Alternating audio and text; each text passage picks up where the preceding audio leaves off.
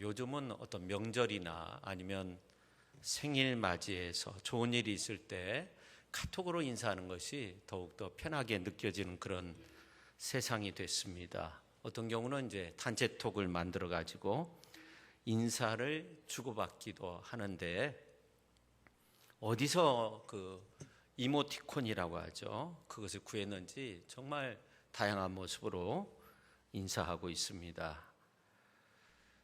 지난번에 제가 말씀드렸는가 모르는데 지난번 연휴 때 참 좋은 소식이 있었습니다.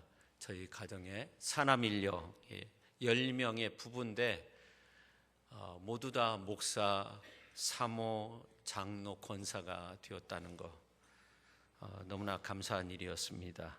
세상적으로 출세한 것은 아니지만 하나님 앞에서 쓰임받는 가정이 되었다고 생각하니까 참 감사했습니다. 우리 성도가 받고 누려야 하는 축복은 세상의 축복과는 좀 다릅니다.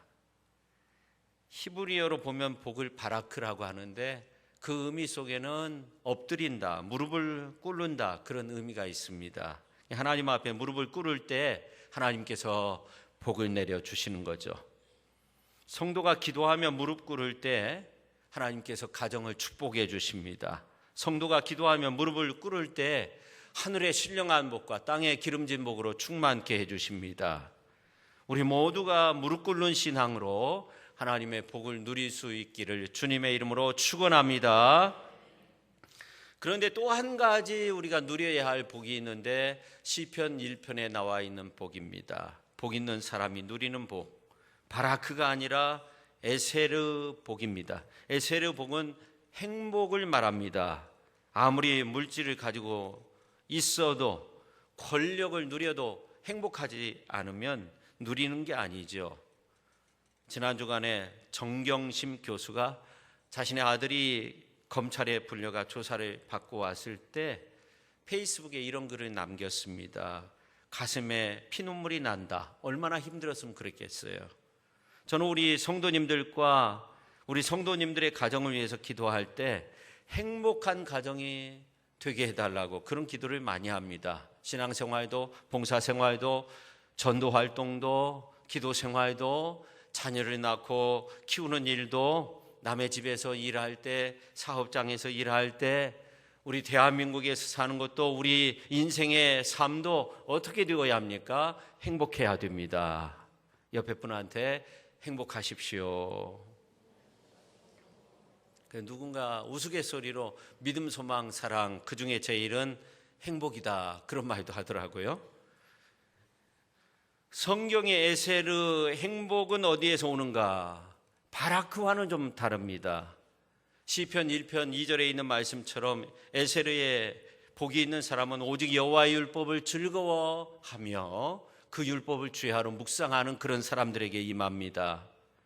저는 우리가 이 가을에 우리의 삶 속에서 에세르의 부흥을 이루고 에세르 행복의 진보를 이루기 위해서 도약의 출발점이 하나님의 말씀이어야 한다고 믿습니다.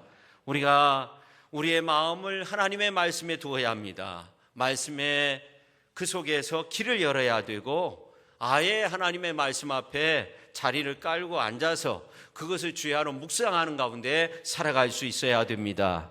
저는 우리 삶의 모습 속에서 이 묵상이라는 단어가 얼마나 중요한가 하는 것들을 가끔 느낍니다. 시편 1편 2절 3절에 있는 말씀을 보니까 오직 여호와의 율법을 즐거워하여 그의 율법을 주야로 묵상하는도다. 그는 시냇가에 심은 나무가 철을 따라 열매를 맺으며 그 잎사귀가 마르지 아니함 같으니 그가 하는 모든 일이 다 형통하리로다.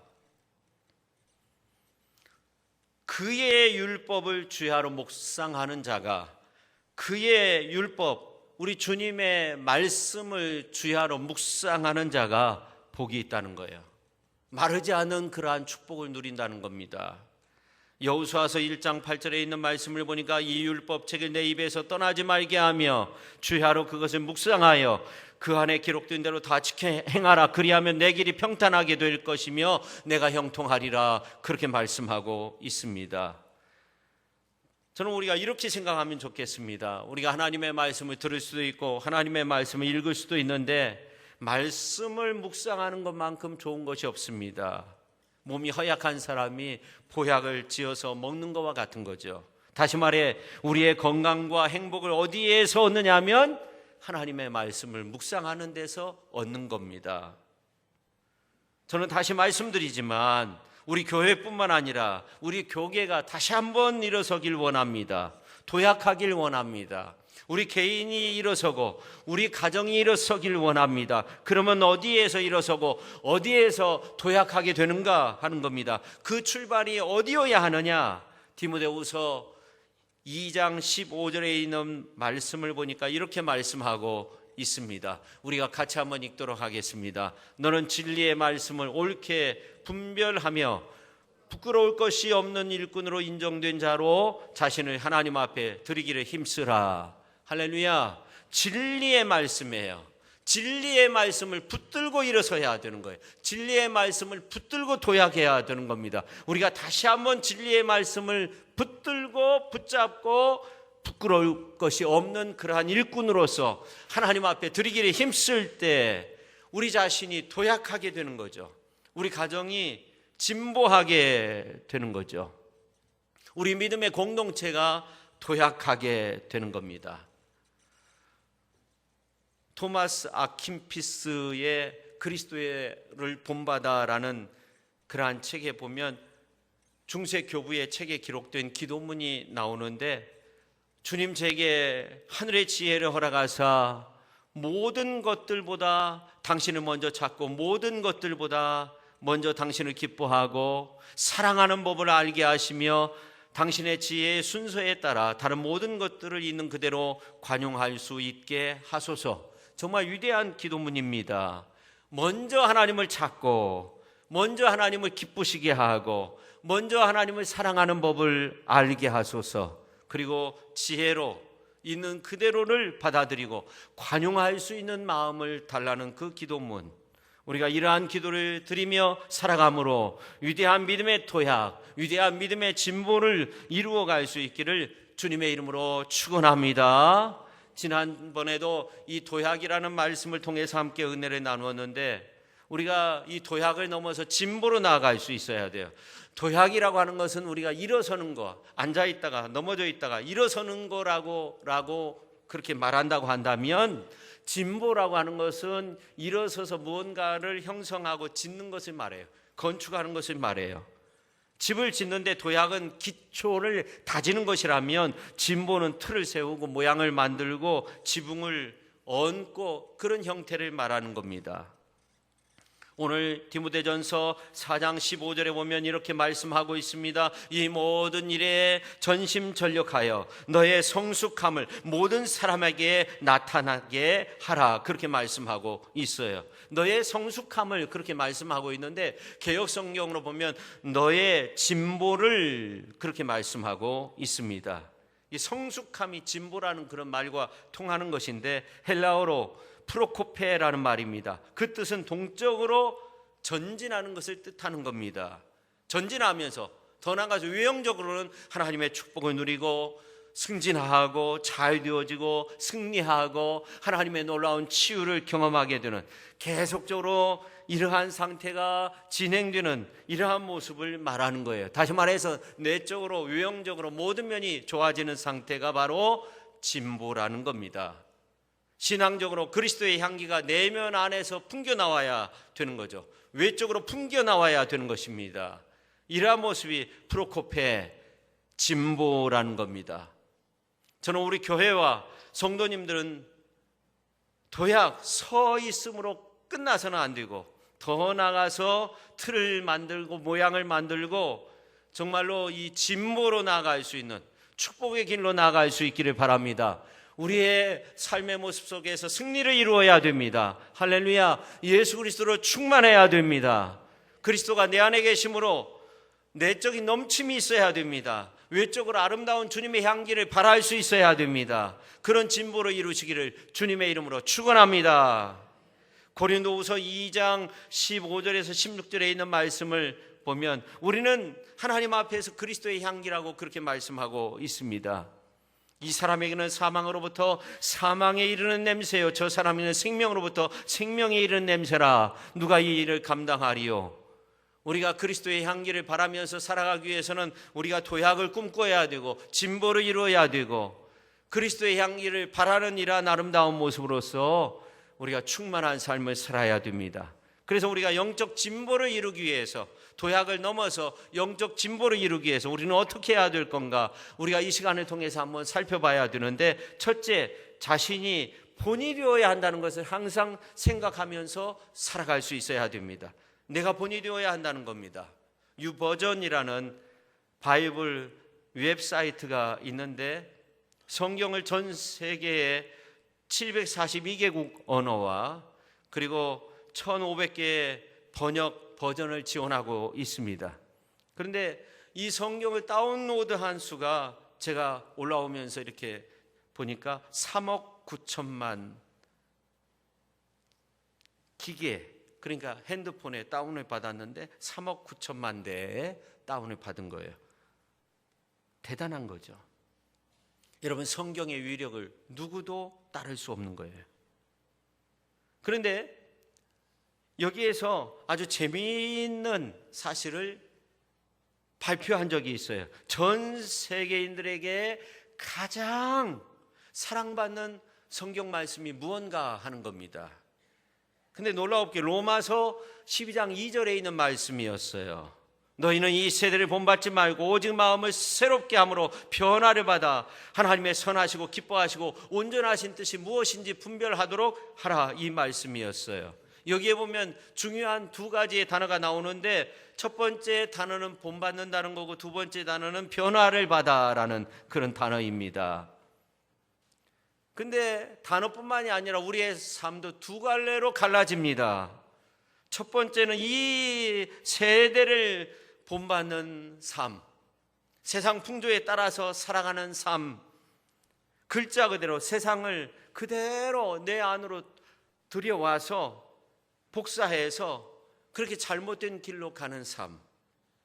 진리의 기둥인 교회도 세상의 흐름에 동조하고 그 길로만 간다면 이건 교회라고 말할 수 없는 거죠. 아브라함의 조카 롯은 갈대아 우르 지역에서 아브라함과 함께 살고 있었습니다.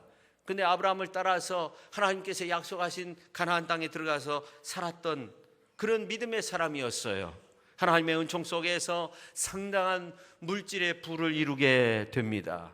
그런데 창세기에 보면 이제 롯이 소돔과 고모라에 가서 살면서 극도로 타락한 문화에 접하게 됩니다. 그래서 결국 어떻게 되냐면 롯의 아내는 소금 기둥이 되고 롯의 사위들은 유황불 심판을 받게 되고 롯의 딸들도 하나님 앞에서 크게 범죄하게 됩니다. 세상을 쫓아가다가 보면 세상 그 모든 것들을 내 안으로 들여와서 그대로 살다가 보면 우리는 타락한 상태에 빠지게 되는 거죠. 그래서 요한일서 2장 15절에서 17절에 있는 말씀을 보면 이런 말씀이 나옵니다. 이 세상이나 세상에 있는 것들을 사랑하지 말라. 누구든지 세상을 사랑하면 아버지의 사랑이 그 안에 있지 아니하니 이는 세상에 있는 모든 것이 육신의 정욕과 안목의 정욕과 이생의 자랑이니 다 아버지께로부터 온 것이 아니요 세상으로부터 온 것이라. 이 세상도 그 정욕도 지나가되 오직 하나님의 뜻을 행하는 자는 영원히 거하느니라. 할렐루야. 아브라함의 조카 롯의 근본적인 문제는 세상의 도리를 쫓아갔다는 것입니다. 그게 문제였습니다.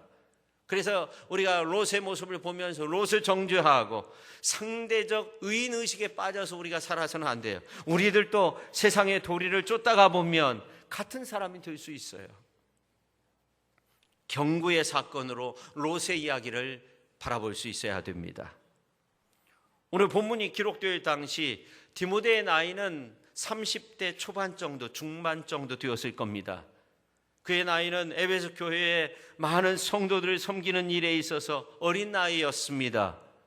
사도 바울은 디모데의 연소함을 염려했습니다. 그래서 디모데에게 말과 행실과 사랑과 믿음과 정절에 대해서 믿는 자의 본이 되어 진보를 보이라 그렇게 말합니다.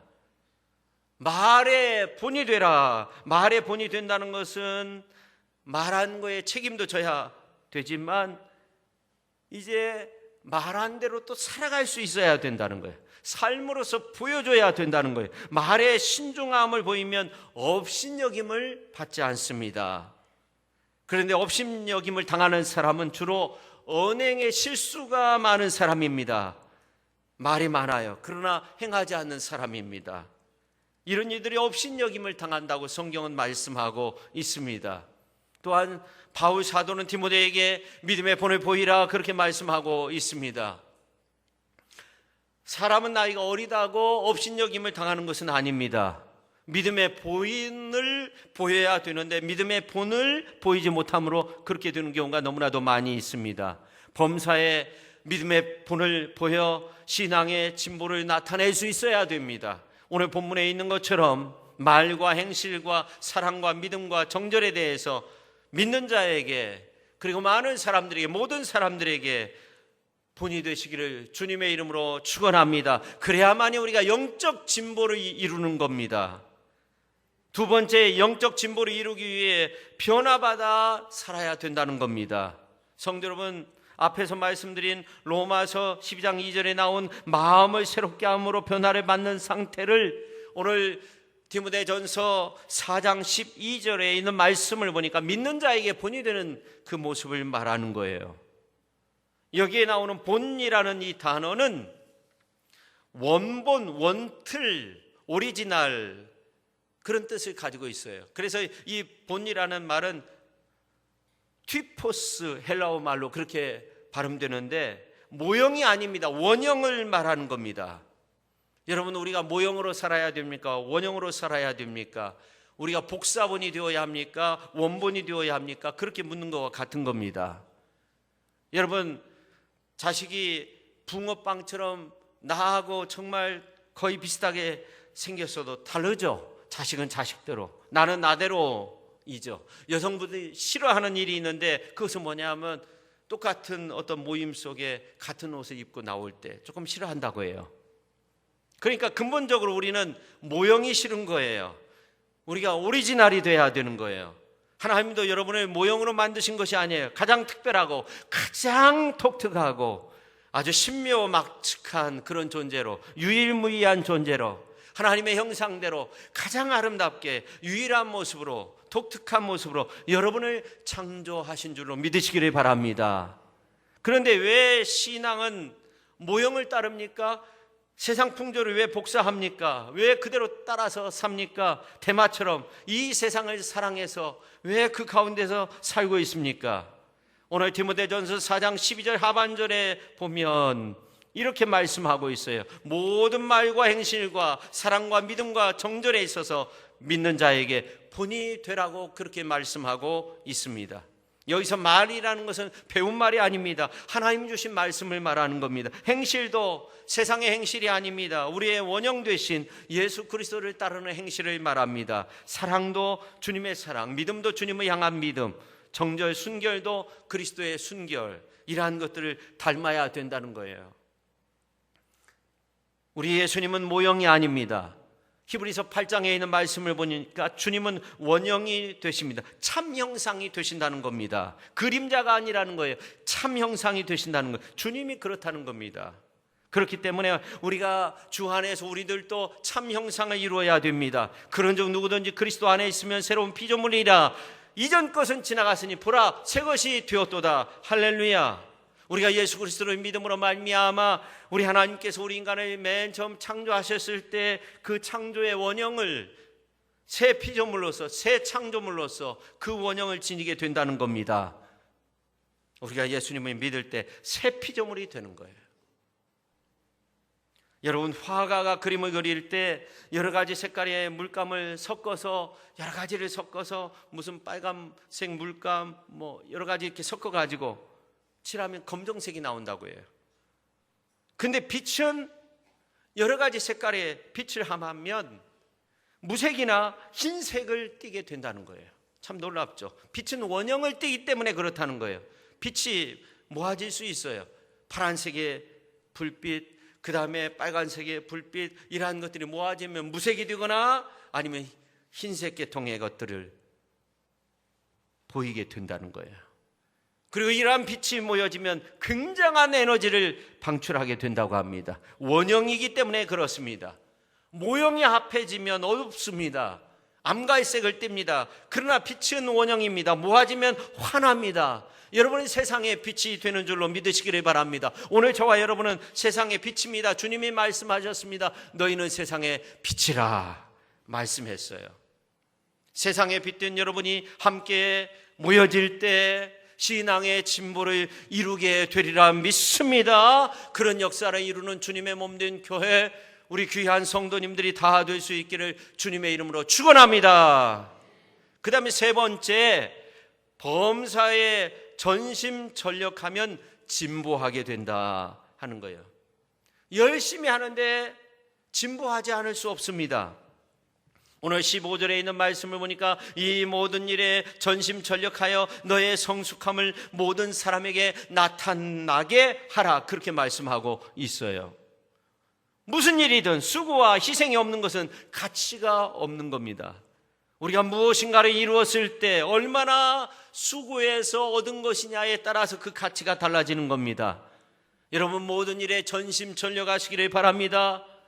골로새서 3장 23절에 보니까 무슨 일을 하든지 마음을 다하여 죽게 하듯 하고 사람에게 하듯 하지 말라. 범사에 죽게 하듯 전심전력으로 아름다운 진보의 역사를 나타내는 교회, 아름다운 진보를 이루시는 귀한 성도님들의 삶의 모습이 되실 수 있기를 예수님의 이름으로 축원합니다. 역사는 날마다 진보합니다. 어제보다 오늘이 나아져야 됩니다. 오늘보다 내일이 나아져야 됩니다. 지난달보다 이번 달이 나아져야 됩니다. 좋아지기를 바랍니다. 올해보다 내년이 더욱더 좋아지기를 바랍니다. 21세기보다 22세기가 한결 나아지기를 주님의 이름으로 축원합니다. 나라의 앞길도, 민족의 앞길도, 교회의 앞날도, 교계의 앞날도, 우리의 앞날도, 우리 가정의 앞날도 나아져야 됩니다. 그러므로 어떻게 해야 됩니까? 전심전력해야 된다는 거예요. 전심을 다해야 된다는 겁니다. 주 앞에 먼저 드리는 일에 전심전력해야 됩니다. 예배 생활에 전심전력하시기를 바랍니다. 주일 예배에 참여하는 일에 전심전력하시기를 바랍니다. 예배 드리는 횟수도 늘리시기를 바랍니다. 기도 생활에 전심전력하시기를 바랍니다. 짧은 시간이라도 집중해서 하나님 앞에 기도를 드리시기를 바랍니다. 기도의 횟수를 늘리시기를 바랍니다. 쉬지 말고 기도하면서 그렇게 말씀을 읽을 때도 진보해야 됩니다. 묵상할 때도 더욱더 말씀을 많이 이렇게 묵상해야 됩니다. 여러분, 이 세상은 너무나도 빨리 진보하고 있습니다. 근데 우리 믿음의 사람들, 우리가 영적 진보를 이룰 때 역사의 진보 이상으로 우리의 믿음의 진보도 이루어야 됩니다. 여러분이 계획하는 것들도 진보를 이루시기를 바랍니다. 우리 신앙이 먼저 진보를 이루면 다른 것들도 나아지게 되어 있습니다. 너희는 먼저 그의 나라와 그의 의를 구하라. 그리하면 이 모든 것을 더하여 주신다고 했습니다. 우리가 하나님 앞에 드리는 일, 하나님 앞에 예배를 드리고 하나님 앞에 정성을 다해서 무엇인가를 드리는 일, 조금이나마 진보해야 됩니다. 여러분, 살아있다는 것은 진보한다는 겁니다. 진보를 멈추었다는 것은 생명이 다해 가고 있다 하는 겁니다.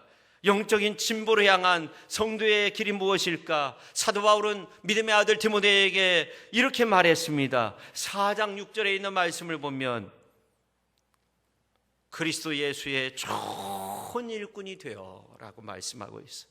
영적 신앙의 진보, 그리스도 예수의 좋은 일꾼이 되어야 한다는 겁니다. 개역 성경으로 보면 그리스도의 선한 일꾼이 되라, 그렇게 말씀하고 있습니다. 그렇습니다. 성도를 향한 영적 진보의 목적은 그리스도 예수의 좋은 일꾼이 되는 겁니다. 성경은 우리가 어떤 것을 행하는 것으로 그치지 않고 진보하는 존재가 되어야 한다는 거예요. 되라는 겁니다. 선한 일꾼이 되라, 좋은 일꾼이 되라, 그렇게 말씀하고 있습니다. 주님이 말씀했습니다. 나는 선한 목자라, 그렇게 말씀했습니다. 더 나아가 우리가 이제 예수의 좋은 일꾼이 되라고 말씀하고 있습니다. 더 나아가 디모데전서 6장 18절에 있는 말씀을 보면 선을 행하고 선한 사업을 많이 하고 나누어 주기를 좋아하며 너그러운 자가 되게 하라 그렇게 말씀하고 있습니다. 또 오늘 7절에 있는 말씀을 보면 망령되고 허탄한 신화를 버리고 경건에 이르도록 내 자신을 연단하라. 연단하라는 것은 무슨 극기 훈련을 하고 그런 것이 아닙니다. 남을 가르치거나 훈계하는 것이 아니라 나 자신을 가리키는 그런 단어입니다. 여러분, 신앙의 실패가 어디에서 오느냐? 남을 가르치려고 하는데 정작 자신은 그렇게 하잖아요. 그래서 실패가 오는 겁니다. 야고보 사도는 말했습니다. 야고보서 3장 1절에 있는 말씀을 보니까 내 형제들아 너희는 선생된 우리가 더 큰 심판을 받는 줄 알고 선생이 많이 되지 말라, 그런 말씀을 했어요. 참으로 두려운 말씀이에요. 우리는 남만 가르치려고 하지 자신을 돌이켜서 가르치려고 하지 않습니다. 우리는 먼저 우리 자신을 돌아봐야 됩니다. 산상수훈에서 주님은 말씀하셨습니다. 어찌하여 형제의 눈 속에 있는 티는 보고 내 눈 속에 있는 들보는 깨닫지 못하느냐? 외식하는 자여 먼저 내 눈 속에서 들보를 빼어라. 그 후에야 밝히 보고 형제의 눈 속에서 티를 빼리라. 성도 여러분, 나를 가르치는 일 쉬운 일이 아닙니다. 그래서 오늘 이제 7절 하반절에 있는 말씀을 보면 경건에 이르도록 내 자신을 연단하라, 그렇게 말씀하고 있습니다. 경건에 이르도록 몸을 훈련하십시오. 내 몸을 훈련하십시오. 세번역 성경에서 그렇게 말씀하고 있어요. 여기서 연단한다는 군대 용어입니다.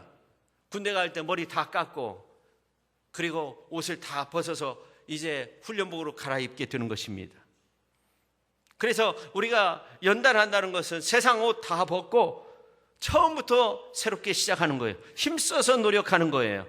그런데 이 연단하라는 이 말은 잠시 하고 멈추는 그런 단어가 아니에요. 계속적으로 노력하라는 그런 말입니다.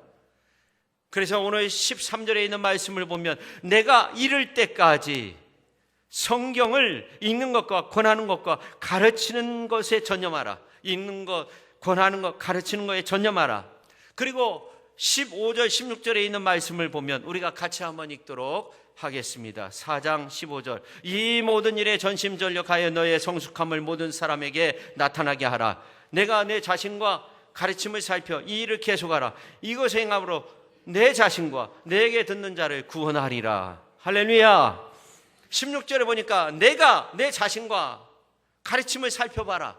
너와 내가라는 건 너와 너 자신, 너가 내 자신, 너의 가르침, 내게 듣는 자, 너도 구원받고 내게 듣는 자들도 구원하리라. 그래서 목회가 어려운 거죠. 자신과의 싸움이죠. 근데 오늘 이 말씀은 목회자에게만 주시는 말씀은 아니에요. 우리 모두에게 해당되는 말씀이에요. 이것이 안 되면 어떻게 돼요? 우리 자신을 살피지 않고 우리 자신이 연단하지 않고 거기에 우리 자신을 놓고 항상 힘쓰지 않으면 어떻게 돼요? 디모데전서 6장 3절에서 5절 말씀 한번 보십시오. 여기에 보면 이렇게 말씀하고 있어요. 우리가 같이 한번 읽겠습니다. 6장 3절입니다. 누구든지 다른 교리를 가르치며 우리 주 예수 그리스도의 건전한 말씀과 경건에 부합되는 교훈을 따르지 않으면 그는 이미 교만해져서 아무것도 알지 못하면서 논쟁과 말다툼을 일삼는 병이 든 사람입니다. 그런 데서 시기와 분쟁과 비방과 악한 의심이 생깁니다. 그리고 마음이 썩고 진리를 잃어서 경건을 이득의 수단으로 생각하는 사람 사이에 끊임없는 알력이 생깁니다. 세번역 성경으로 보면 이렇게 말씀하고 있어요. 그는 이미 교만해졌다는 겁니다. 그 결과 어떻게 돼요? 논쟁하고 말다툼을 하고 비방하고 마음이 썩고 진리를 잃어버리고 경건을 이득의 수단으로 삼아버린다는 거예요. 그래서 고대 사본에 보면 이런 사람들과 상종하지 말라, 그런 내용도 나와 있다는 거예요. 이제 말씀을 마치려고 합니다. 올해 남은 시간, 아니 우리 인생에 남은 시간 속에서 목표는 어디인가? 우리 자신, 나 자신입니다. 우리가 나를 변화시키는 일에 전념하지 아니하면 어떻게 돼요? 교만해서 아무것도 알지 못하고 별로 논쟁하고 언쟁 말다툼을 좋아하는 자가 되고, 그래서 투기하고 분쟁하고 비방하고 악한 의심이 생기게 된다는 거예요. 성경 말씀 그대로예요. 그래서 디모데전서 6장 4절에 보면 그는 교만하여 아무것도 알지 못하고 변론과 언쟁을 좋아하는 자니 이로써 투기와 분쟁과 비방과 악한 생각이 나며, 그래서 어떻게 돼요? 5절에 있는 말씀을 마음이 부패하여져요. 진리를 잃어버려 경건을 이익의 방도로 생각하는 자들의 다툼이 일어나게 된다는 거예요. 여러분, 나를 변화시켜야 됩니다. 내가 선한 일꾼 되어야 돼. 인도 이야기를 해드리고 싶은데, 인도는 카스트 제도가 지금도 남아있어요. 브라만 계급, 힌두교 성직자 최고의 계급이죠. 크샤트리아 왕족들, 바이샤, 평민, 수드라, 하인 계급이 있습니다.